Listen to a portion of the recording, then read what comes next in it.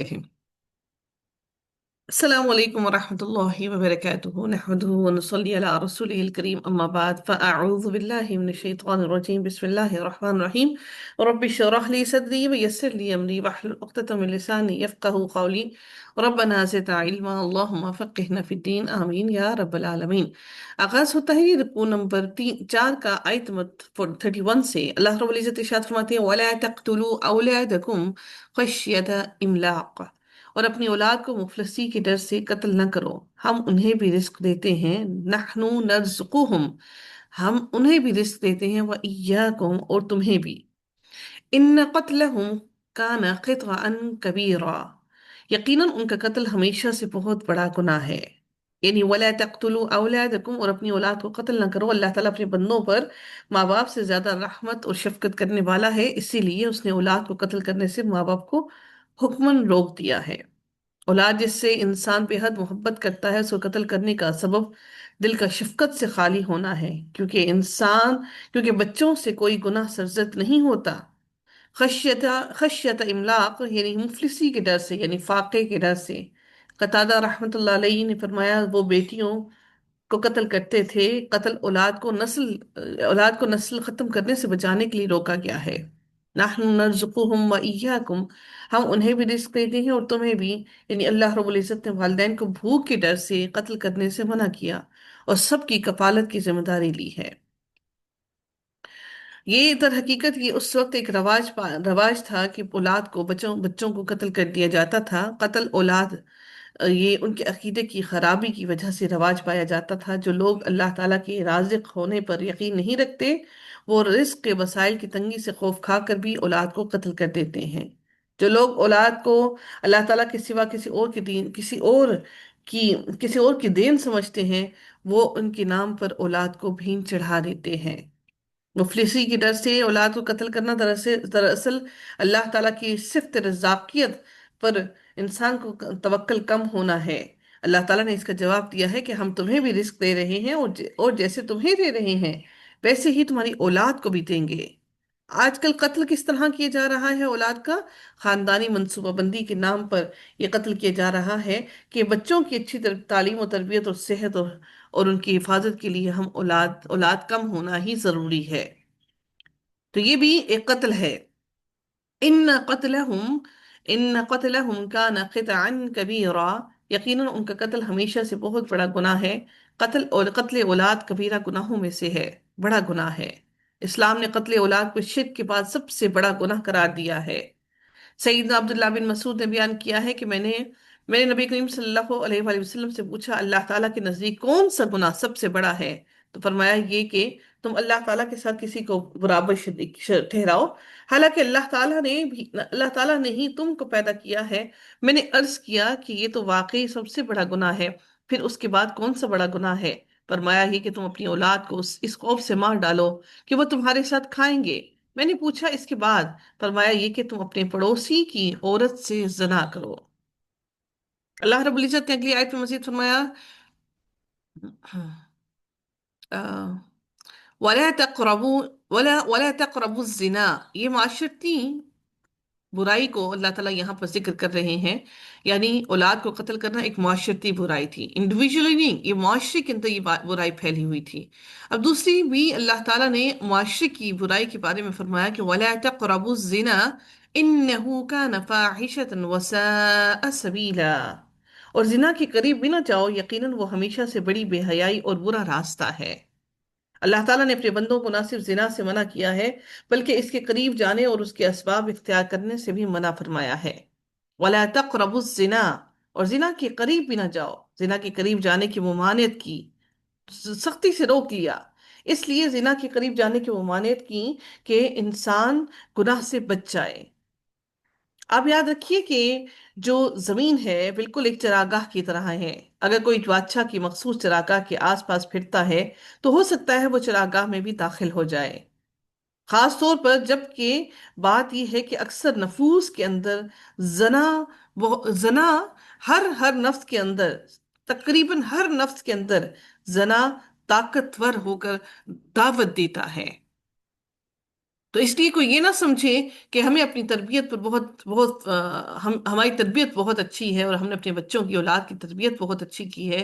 تو یاد رکھیے اللہ رب العزت نے فرمایا وَلَا تَقْرَبُوا الزِّنَا.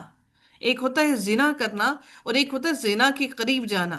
جب جب آپ کسی جانور کو چراگاہ کے قریب آس پاس چھوڑ دیتے ہیں اور وہ باہر سے جانور کھا پی رہا ہوتا ہے، وہاں باہر سے گھاس پھوس چل رہا ہوتا ہے، تو حتیٰ امکان یہ بہت 99% چانسز ہیں کہ وہ جانور اس چراگاہ کے اندر بھی چلا جائے.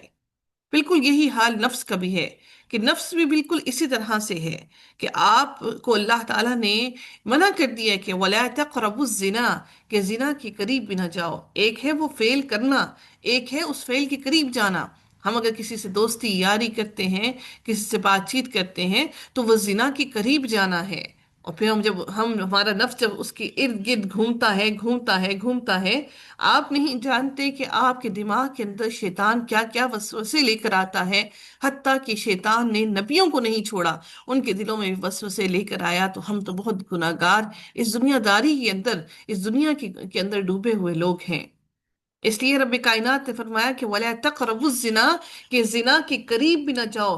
کرنے کی بات ابھی نہیں کی، اللہ نے کہا کہ اس کے قریب بھی نہ جاؤ. إِنَّهُ كَانَ فَاحِشَةً، کہ بے شک یہ بہت بڑی بے حیائی ہے، کہ یہ بہت بڑی بے حیائی ہے. سیدنا ابو امامہ سے روایت ہے کہ ایک نوجوان نبی کریم صلی اللہ علیہ وسلم کی خدمت میں حاضر ہوا اور کہنے لگا یا رسول اللہ، مجھے زنا کرنے کی اجازت دے دیجیے. لوگ اس کی طرف متوجہ ہو کر اسے ڈانٹنے لگے اور اسے پیچھے ہٹانے لگے، لیکن نبی کریم صلی اللہ علیہ وسلم نے اس سے فرمایا میرے قریب آ جاؤ. وہ نبی کریم صلی اللہ علیہ وسلم کے قریب جا کر بیٹھ گیا. نبی کریم صلی اللہ علیہ وسلم نے اس سے پوچھا کیا تم اپنی والدہ کے حق میں بدکاری کو پسند کرو گے؟ اس نے کہا اللہ کی قسم کبھی نہیں، میں آپ پر قربان جاؤں. نبی کریم صلی اللہ علیہ وسلم نے فرمایا لوگ بھی اسے اپنی ماں کے لیے پسند نہیں کرتے. پھر پوچھا کیا تم اپنی بیٹی کے حق میں بدکاری کو پسند کرو گے؟ اس نے کہا اللہ کی قسم کبھی نہیں، میں آپ صلی اللہ علیہ وسلم پر قربان جاؤں. پھر نبی کریم صلی اللہ علیہ وسلم نے فرمایا لوگ بھی اسے اپنی بیٹی کے لیے پسند نہیں کرتے. پھر پوچھا کیا تم اپنی بہن کی حق میں بدکاری کو پسند کرو گے؟ اس نے کہا اللہ کی قسم کبھی بھی نہیں، میں آپ پر قربان جاؤں. نبی کریم صلی اللہ علیہ وسلم نے فرمایا لوگ بھی اسے اپنی بہن کے لیے پسند نہیں کرتے. پھر پوچھا کیا تم اپنی پھوپھی کے حق میں بدکاری کو پسند کرو گے؟ اس نے کہا اللہ کی قسم کبھی نہیں، آپ صلی اللہ علیہ وسلم پر قربان جاؤں. نبی کریم صلی اللہ علیہ وسلم نے فرمایا لوگ بھی اسے اپنی پھوپھی کے لیے پسند نہیں کرتے. پھر پوچھا کیا تم اپنی خالہ کے حق میں بدکاری کو پسند کرو گے؟ اس نے کہا اللہ کی قسم کبھی نہیں، میں آپ پر قربان جاؤں. آپ صلی اللہ علیہ وسلم نے فرمایا لوگ بھی اسے اپنی خالہ کے لیے پسند نہیں کرتے. پھر نبی کریم صلی اللہ علیہ وسلم نے اپنا دست مبارک اس کے جسم پر رکھا اور دعا کی کہ اے اللہ اس کے گناہ معاف فرما، اس کے دل کو پاک فرما اور اس کی شرمگاہ کی حفاظت فرما. راوی کہتے ہیں کہ اس کے بعد اس نوجوان نے کبھی کسی کی طرف توجہ بھی نہ کی. کتنی بڑی بات ہے. صحابی آئے نبی پاک کے پاس، انہوں نے یہ سوال کیا. نوجوان جو آیا تھا، مطلب صحابی سے مراد میرا کیا ہے کہ جس کی ملاقات نبی کریم صلی اللہ علیہ وسلم کی ایمان کی حالت میں جس نے ان سے ملاقات کی. تو ہم کس طرح سے یہ بات کہہ سکتے ہیں کہ ہمیں اپنی اولاد پر اپنی تربیت پر بھروسہ ہے؟ We can't do that. ہم اپنی اولاد کو اس طرح سے کھلے نہیں چھوڑ سکتے. ان کو نہیں معلوم کہ وہ اپنے نفس کے ساتھ کس قسم کی جنگ کے اندر مبتلا ہیں اور ان کا نفس ان کو کس طرف دھکیل رہا ہے، وہ نہیں جانتے. انہ کان فاحشہ، یقیناً وہ ہمیشہ سے بڑی بے حیائی ہے. رب العزت نے زنا کی سختی کو بیان کرتے ہوئے فرمایا کہ زنا بے حیائی ہے، وہ فطرت انسانی کے اندر بڑی برائی ہے اور انسان کی عقل اور شریعت میں یہ بڑی بڑی برائی ہے. انسان کی عقل خود بھی اس کو برا سمجھتی ہے. زنا اللہ تعالیٰ کے حکم کی نافرمانی ہے. اللہ تعالیٰ معاشرے کو پاک رکھنا چاہتا ہے اور زنا پاکیزگی کے راستے کی رکاوٹ ہے. زنا عورت اور اس کے گھر والوں کے حق میں بہت بڑی برائی ہے. عورت کا زنا شوہر کے لیے بہت بہت تکلیف دہ ہے. عورت کے زنا سے شوہر کا بستر خراب ہوتا ہے اور اس کا حسب نسب مشکوک ہو جاتا ہے. وَسَاءَ سَبِيلًا، اور برا راستہ ہے، یعنی زنا کا راستہ بہت برا ہے. واقعہ معراج کے حوالے سے رسول اللہ صلی اللہ علیہ وسلم فرماتے ہیں ہم آگے چلے، پھر ایک تنور جیسی چیز پر آئے. راوی نے بیان کیا کہ میرا خیال ہے کہ آپ صلی اللہ علیہ وسلم کہا کرتے تھے اس میں شور کی آواز تھی. کہا کہ پھر میں نے اس میں جھانکا تو اس کے اندر کچھ ننگے مرد اور عورتیں تھیں، اور ان کے نیچے آگ کی لپٹ آتی تھی۔ جب آگ انہیں اپنی لپیٹ میں لے لیتی تو وہ چلانے لگتے۔ رسول اللہ صلی اللہ علیہ وسلم نے فرمایا، میں نے ان سے پوچھا کہ یہ کون لوگ ہیں؟ وہ ننگے مرد اور عورتیں جو آپ صلی اللہ علیہ وسلم جو آپ صلی اللہ علیہ وسلم نے تنور میں دیکھے، وہ زناکار مرد اور عورتیں تھیں۔ سیدنا ابو ہریرہ سے روایت ہے کہ رسول اللہ صلی اللہ علیہ وسلم نے فرمایا، تین آدمیوں سے اللہ تعالیٰ قیامت کے روز بات نہیں کرے گا: ایک بوڑھا بدکار، زنا کرنے والا، دوسرے بال بچے والا مغرور کے باوجود محتاجی کے اپنی گھمنڈ کی وجہ سے نوکری اور محنت نہ کرے، تیسرے جھوٹا بادشاہ۔ رسول اللہ صلی اللہ علیہ وسلم نے فرمایا کہ جب زنا کرنے والا زنا کرتا ہے تو زنا کے وقت اس کا ایمان نہیں رہتا، اور جب چوری کرنے والا چوری کرتا ہے تو چوری کے وقت اس کا ایمان نہیں رہتا، لیکن اس کے بعد بھی توبہ کا دروازہ کھلا ہوا ہے۔ میرے نبی نے فرمایا کہ تین قسم کے لوگ ہیں اللہ تعالیٰ جن سے قیامت کے روز کلام نہ کرے گا، نہ ان کی طرف دیکھے گا، اور نہ ہی انہیں پاک صاف کرے گا، اور ان کے لیے دردناک عذاب ہوگا: بوڑھا زانی، جھوٹا بادشاہ، اور متکبر فقیر۔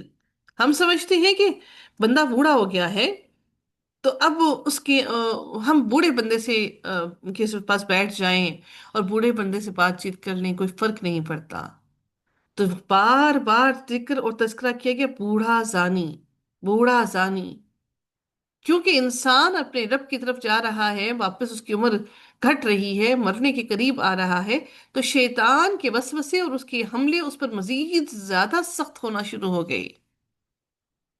اس لیے اپنی اولاد کی، اپنے آنے والی نسلوں کی ہر ہر لمحہ حفاظت کیجیے اور اپنے رب سے دعا کیجیے۔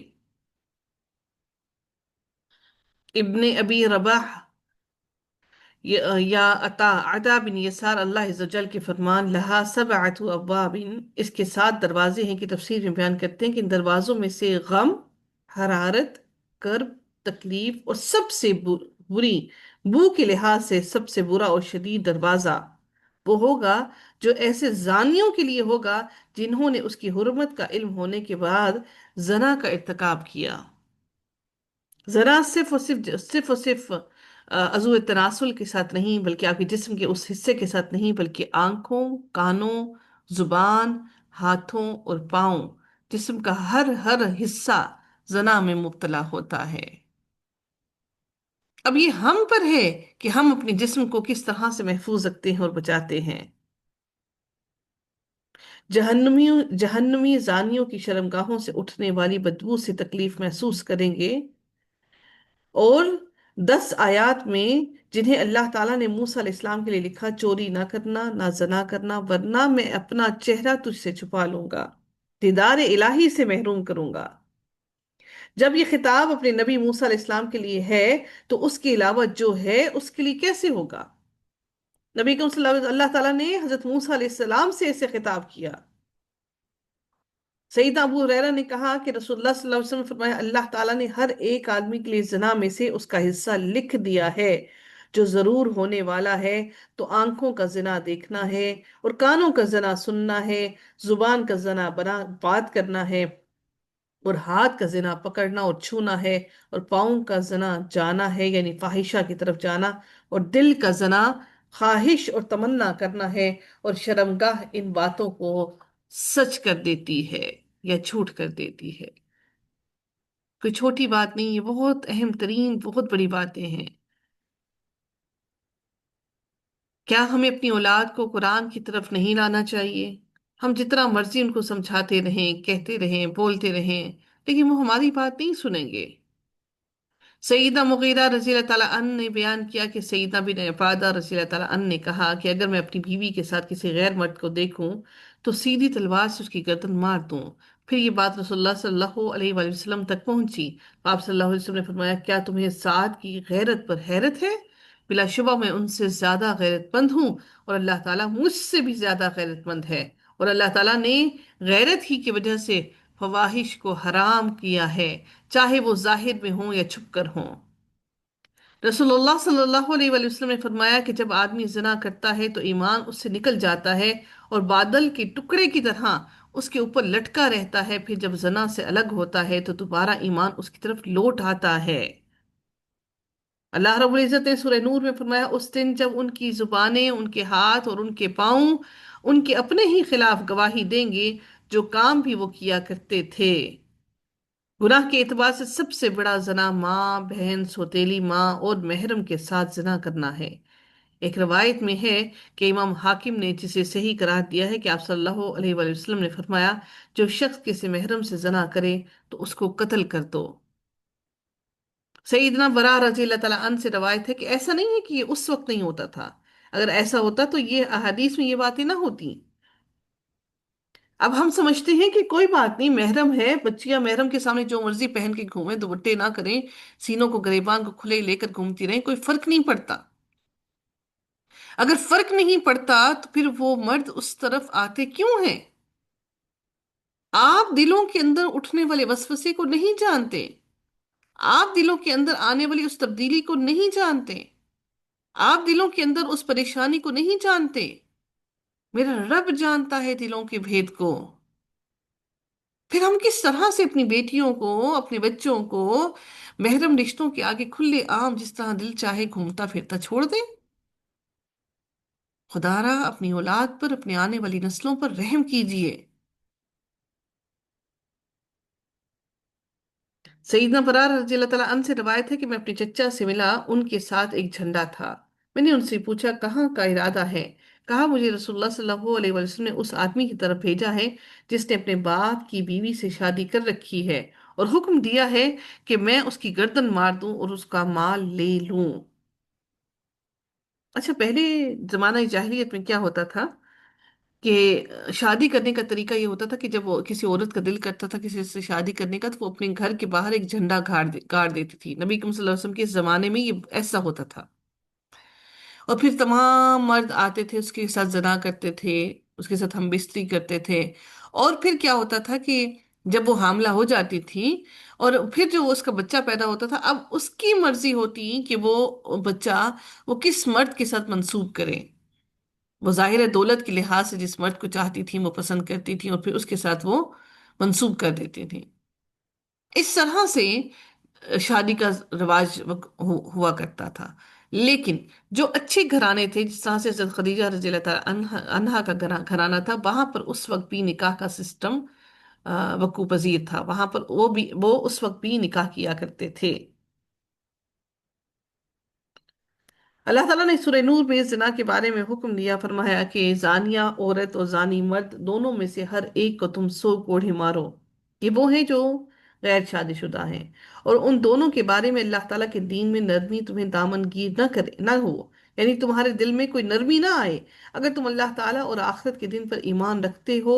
اور ان دونوں کی سزا کے وقت اہل ایمان کا ایک گروہ ضرور موجود رہے، وہ ضرور اس لیے موجود رہے تاکہ ان کے ایمان کو مزید بڑھا دے اور ان کے دل کو مزید تقوی نصیب ہو۔ اسلام شادی شدہ زانی کو رجم کرنے کی سزا دیتا ہے۔ اسلام عورتوں اور مردوں کی مخلوط مجالس پر پابندی عائد کرتا ہے۔ اسلام غیر محرم عورتوں کی طرف دیکھنے، ان سے ملنے اور کلام کرنے پر پابندی عائد کرتا ہے۔ اسلام مردوں اور عورتوں کی تنہائی میں ایک جگہ رہنے کی ممانعت کرتا ہے۔ اسلام عورتوں کے گھر سے باہر بند سور کر نکلنے پر پابندی عائد کرتا ہے۔ اسلام ایسی چیزوں پر پابندی عائد کرتا ہے جس کے نتیجے میں نکاح میں مشکلات ہو جائیں۔ اسلام عورتوں کو حجاب کرنے کا حکم دیتا ہے۔ اسلام نوجوان لوگوں کی شادی کی تلقین کرتا ہے، کیونکہ نوجوانی میں انسان کی جذبات بہت اونچے ہوتے ہیں، نفس زیادہ انسان کے کنٹرول سے باہر ہوتا ہے۔ اسلام شادی کی وجہ سے تنگ دست ہو جانے کے خوف کو دور کرتا ہے اور زنا کی سخت سزا مقرر کرتا ہے۔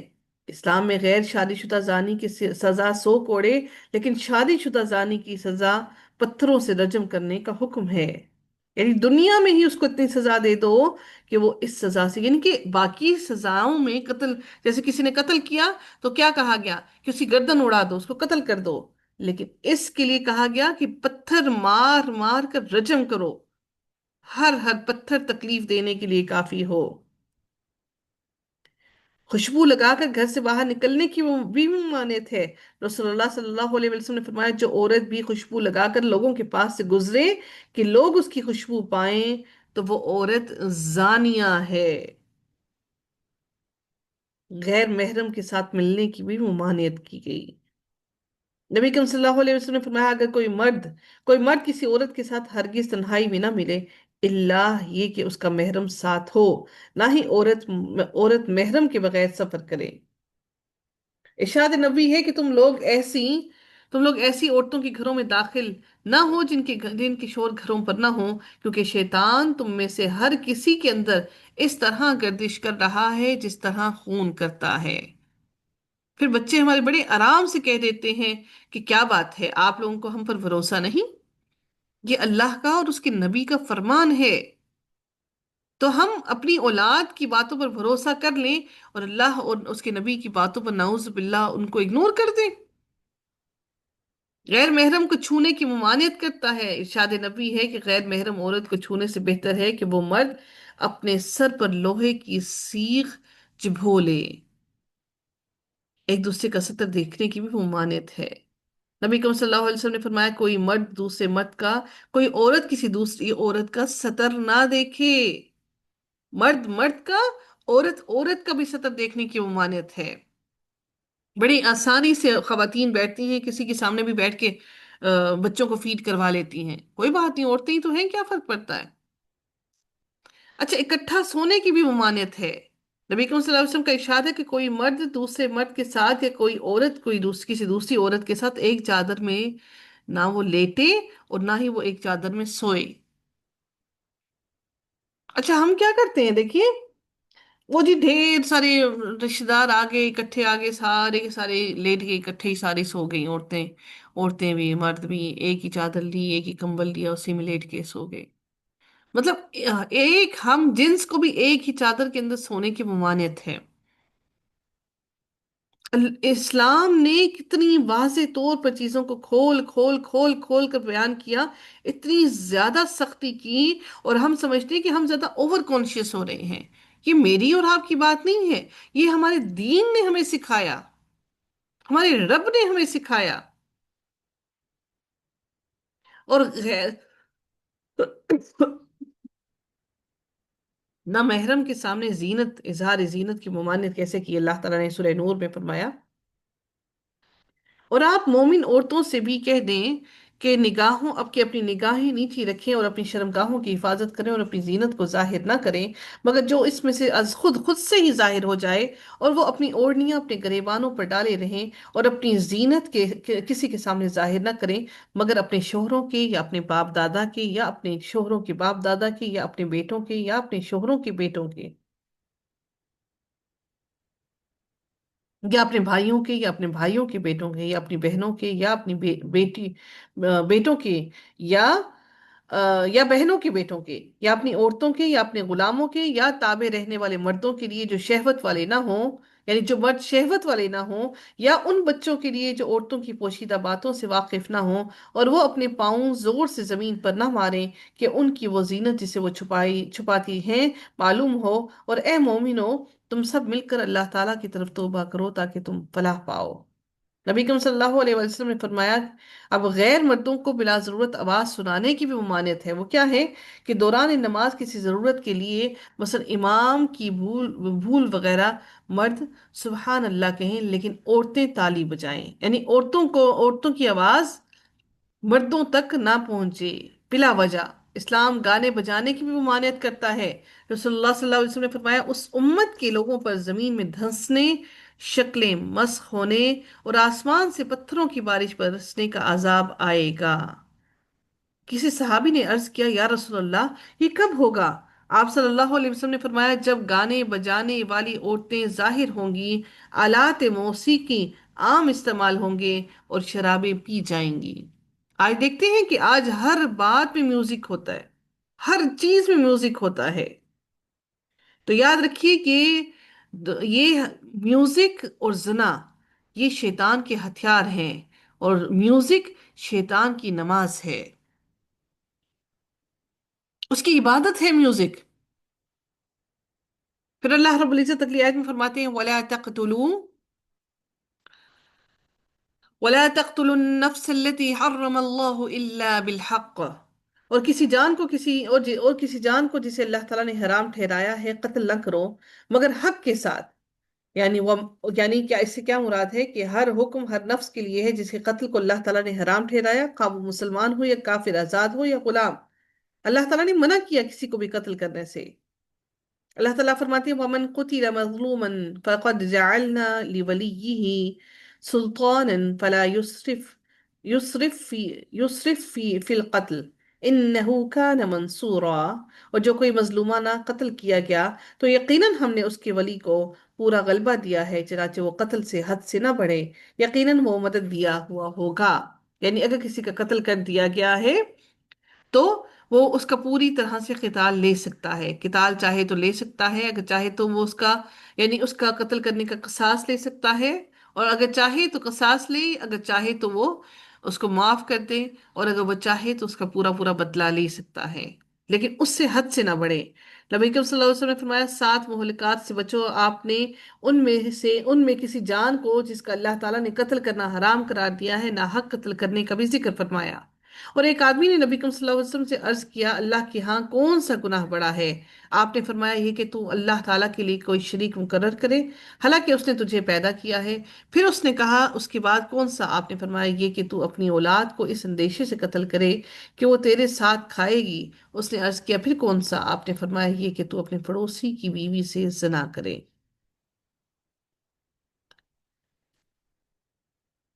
رسول اللہ صلی اللہ علیہ وسلم نے فرمایا میرے بعد ایک دوسرے کو قتل کر کے کافر نہ بن جانا.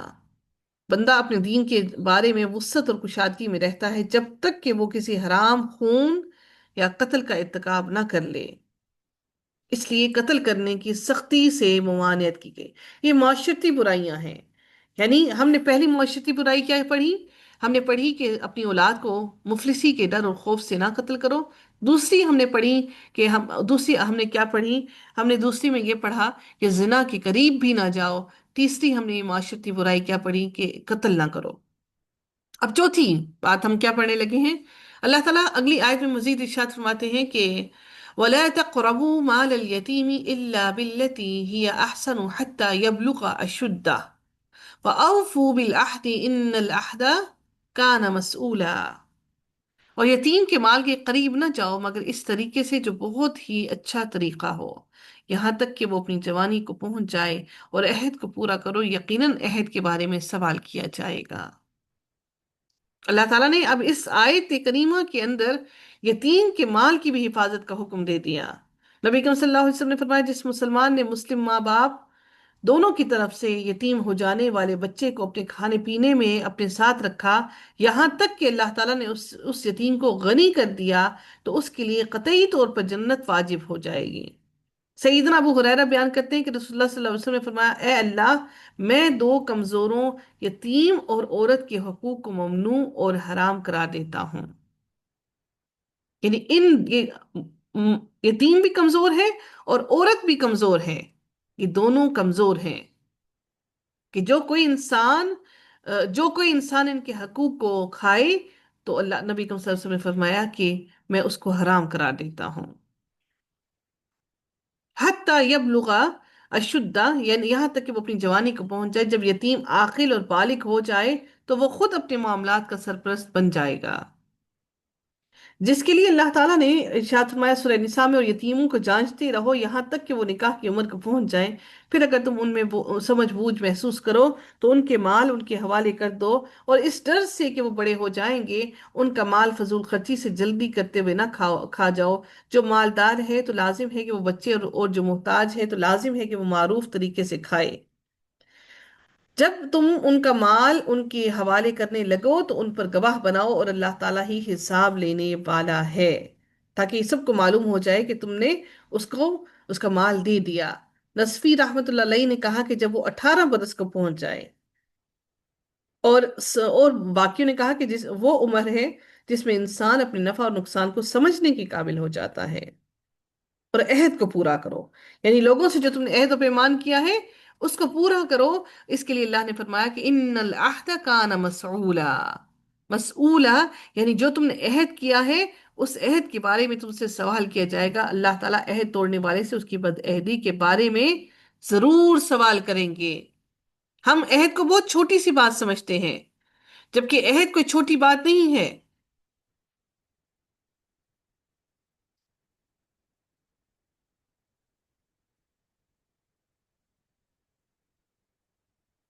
اگر کوئی انسان اس طرح سے کسی عورت کو نکاح کا پیغام بھیجتا ہے اور وہ کسی مرد کے نکاح میں ہے تو وہ بھی حرام ہے.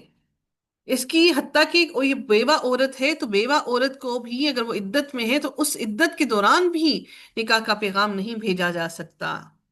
تو پھر اگر کوئی نکاح میں موجود ہے تو پھر اس طرح کے کام کرنا بہت سخت گناہ کے ہیں. یعنی آپ اس کے دل کو خراب کر رہے ہیں تاکہ وہ آپ کی بات کو سن کر اپنے شوہر سے جدا ہو جائے. اللہ رب العزت فرماتے ہیں وَأَوْفُوا الْكَيْلَ إِذَا كِلْتُمْ وَزِنُوا بِالْقِسْطَاسِ الْمُسْتَقِيمِ. اللہ تعالیٰ فرماتے ہیں اور جب معاف کرو. اب یہ اگلا ایک اور آ، معاشرتی گناہ کے بارے میں فرمایا گیا جو معاشرے کے اندر تھا. وہ کیا تھا کہ اور جب معاف کرو تو پورا پورا معاف کرو اور سیدھی ترازو سے تولا کرو، یہی بہتر اور انجام کے اعتبار سے زیادہ اچھا ہے. رسول اللہ صلی اللہ علیہ وسلم نے فرمایا کہ مہاجروں 5 آزمائشیں ہیں جن میں تم مبتلا ہوگے، اور میں اس بات سے اللہ تعالیٰ کی پناہ چاہتا ہوں کہ تم ان کو پاؤ. پہلی، جب کسی قوم میں بدکاری عام ہو جاتی ہے اور وہ اعلانیہ اس کا ارتکاب کرتے ہیں تو ان میں طاعون اور مختلف بیماریاں جو ان کے اسلاف میں نہیں تھیں، یعنی ان کے آباء و اجداد میں نہیں تھیں، پھیل جاتی ہیں. جب لوگ ماپ تول میں کمی کرتے ہیں تو انہیں قحط سالیاں، سخت تکلیفیں اور بادشاہوں کے ظلم دبوچ لیتے ہیں. اپنے معاشرے کو اپنے اس نظر میں رکھیے کہ جو نبی کریم صلی اللہ علیہ وسلم نے باتیں کی اس لحاظ سے دیکھیے کہ آج ہم کس کس حال میں ہیں. نمبر 3، جب لوگ زکوٰۃ ادا کرنے سے رک جاتے ہیں تو آسمان سے بارش کا نزول بند ہو جاتا ہے، اور اگر چوپائے نہ ہوتے تو ان پر بارش نازل نہ ہوتی. اللہ تعالیٰ یہ بارش ان چوپایوں کو ان کی حلق کو تر کرنے کے لیے دے رہے ہیں. اللہ تعالیٰ اور پھر کیا ہے، چوتھی چیز کیا ہے؟